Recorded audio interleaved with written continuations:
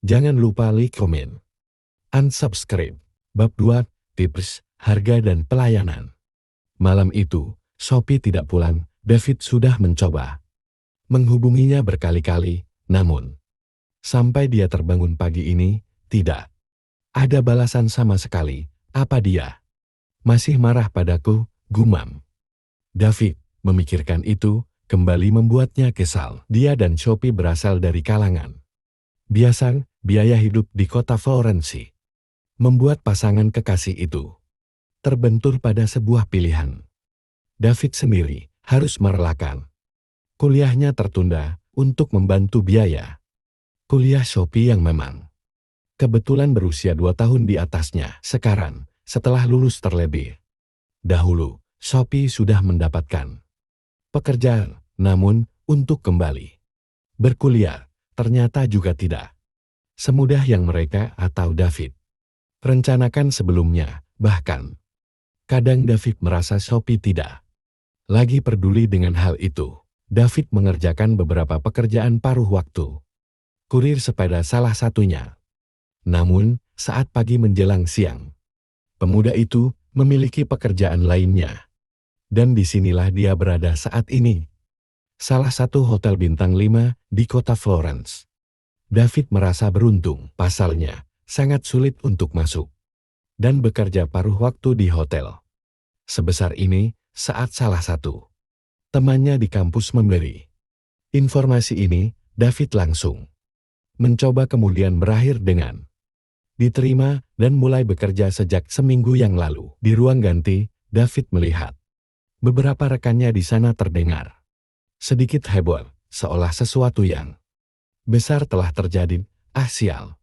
Bagaimana ini bisa terjadi? Umpat salah satu pria di sudut ruangan tersebut. Ya, ini mengerikan. Aku bahkan menginvestasikan seluruh nang tabunganku di sana, sahut yang lainnya dari tempatnya.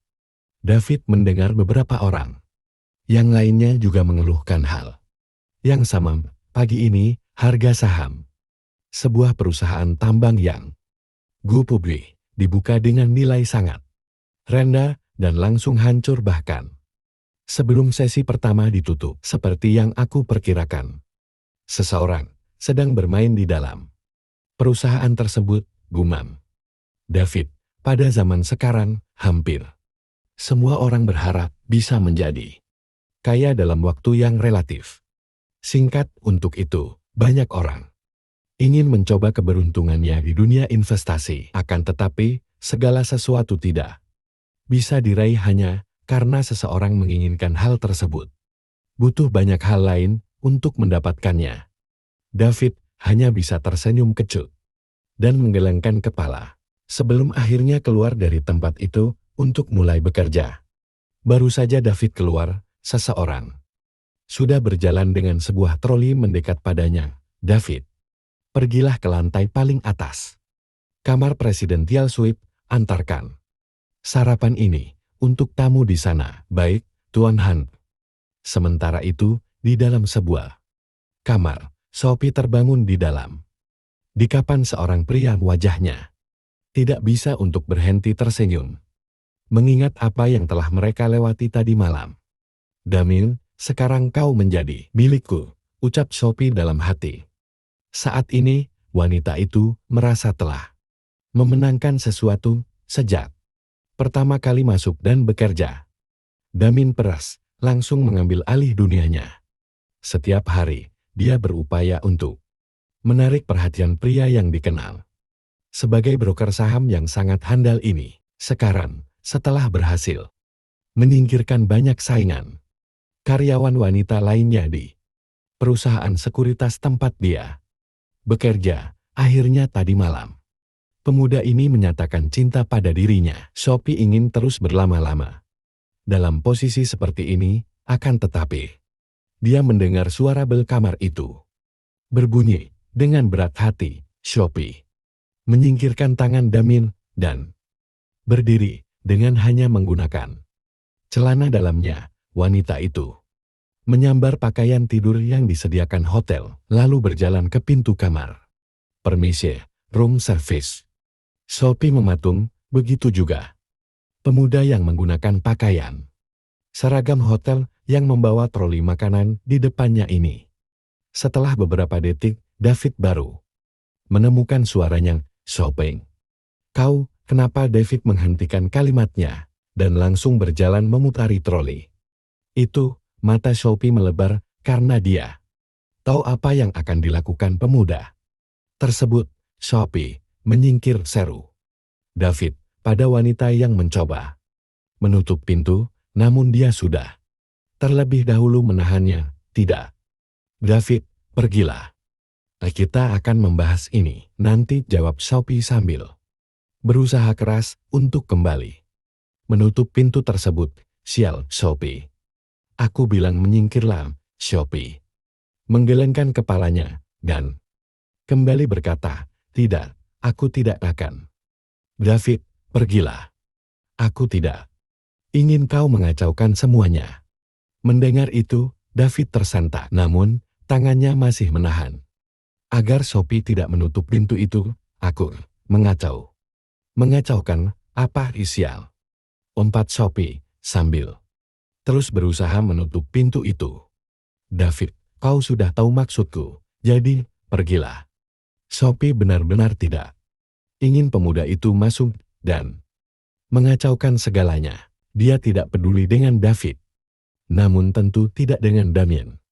Dia baru saja berhasil mendapatkan pria itu, dan tentu saja dia tidak ingin kehilangan. Bahkan belum sehari berlalu, Damien begitu berharga di matanya Sophie. Apa ada masalah? Akan tetapi, saat keduanya terlibat aksi saling mendorong pintu tersebut, sebuah suara membuat Sophie langsung terperanjat dan secara tak sengaja melepas pintu itu.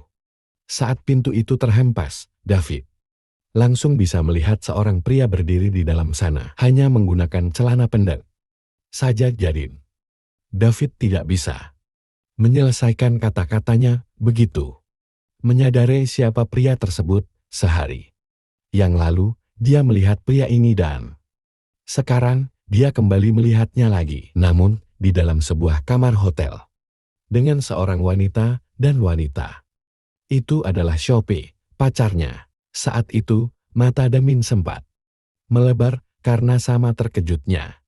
Namun beberapa saat setelahnya, pria itu tersenyum sebelum akhirnya pria itu datang mendekat. Saat itu, bahkan David bisa melihat senyum begitu meremehkan tersebut sedang tertuju padanya. "Sayang, ini bisa aku jelaskan," ucap Sophie terbata.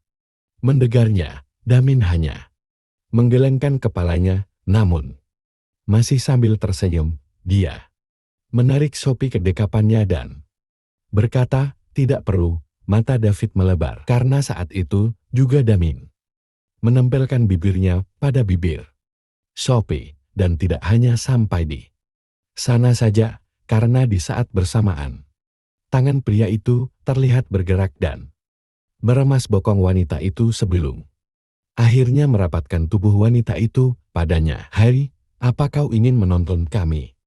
Lakukan tugasmu, bawa masuk makanan itu," ucap Damien dengan tangan yang kini memegang satu di antara dua bukit kembar wanita itu. Suara Damien membuat David tersentak dari pikirannya yang tiba-tiba saja menjadi kosong. David merapatkan giginya dan tak lagi menatap pada Sophie yang terlihat bergairah saat Damien melakukan hal itu padanya dengan menahan amarah dan rasa malu yang sangat luar biasa. David mendorong troli itu masuk. "Ini untukmu, Damien." Melemparkan beberapa uang kertas pecahan $100 pada David. Mata Sophie melebar saat melihat uang yang cukup banyak itu jatuh berserakan ke lantai. Dengan tatapan menghina, Damien berkata, "Ambil itu dan pergi dari sini." David sempat terdiam sebentar sebelum akhirnya dia mulai membungkuk dan mengambil uang yang sedang berserakan itu. Sophie, lihat. Apa pemuda menyedihkan ini? Benar-benar pacarmu? Aku tak percaya wanita seperti dirimu bisa berakhir. Dengan orang seperti ini, melihat David yang memunguti uang itu dan mendengar apa yang dikatakan oleh Damin saat padanya, membuat Sophie menjadi kesal dan juga malu. Sial David. Kau benar-benar memalukan. Aku benar-benar menyesal pernah mengenal orang menyedihkan seperti dirimu. Empat Sophie pada David yang terus memunguti uang di lantai hingga selesai, akan tetapi begitu semua uang itu sudah berada di tangannya, David tersenyum pada Damin, namun dia sama sekali tidak menatap Sophie. Satu lembar ini, aku anggap tips kerjaku di sini. Ucap David tiba-tiba, seraya mencabut satu lembar uang itu dan menunjukkannya pada Damin. Sisanya, $2.300 ini. Untuk harga wanita ini, jadi silahkan nikmati hari kalian. Setelah itu, David menoleh pada Sophie yang terdiam mematung. Terlihat seolah mencoba mencerna apa yang sedang terjadi. Dia menepuk bahu wanita itu pelan, 2 kali. Sophie, layani tuan ini dengan baik. Lakukan seperti apa yang diinginkannya, oke. Dua orang itu masih terdiam, meski David sudah berlalu dan tidak lagi ada di sana.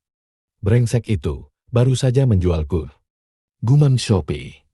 Setelah mengerti apa yang baru saja terjadi, bintang-bintang karsial. Teriakan Damin meledak, yang seketika membuat Sophie terperanjat saat. Siapa bajingan itu? Aku akan menghancurkannya. Ya ergah FK. David tersenyum kecut saat mendengar Damin berteriak-teriak di dalam sana. Dia berjalan melewati koridor hotel itu sambil membuka kancing baju seragamnya. Sepertinya aku akan dipecat. Tepat seminggu setelah bekerja. Gumamnya, kejadian itu saja sudah cukup buruk. Akan tetapi saat ini, tanpa Damin dan Sophie sadari, Peres Investment, perusahaan sekuritas besar di kota Florence tempat mereka bekerja, pagi ini terlihat begitu mencekam. Anjloknya harga saham sebuah perusahaan hari itu membuat semua broker yang bekerja di sana seperti terserang sebuah wabah. Penyakit yang sangat mengerikan. Tidak heboh seperti sehari sebelumnya.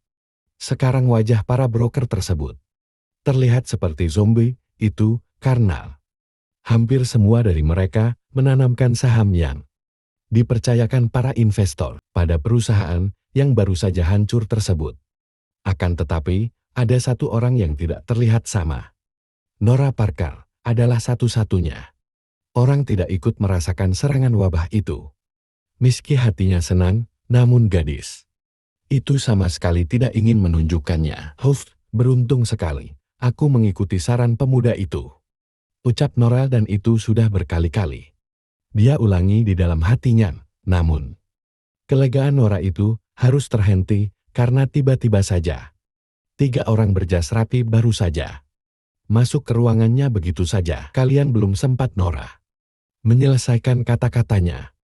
Seorang pria yang berjalan paling depan berhenti tepat di depan mejanya. Nona Parker, kami dari otoritas asa keuangan. Departemen kami mencurigai Anda terlibat dalam transaksi saham ilegal. Tolong bekerja sama dan ikutlah dengan kami.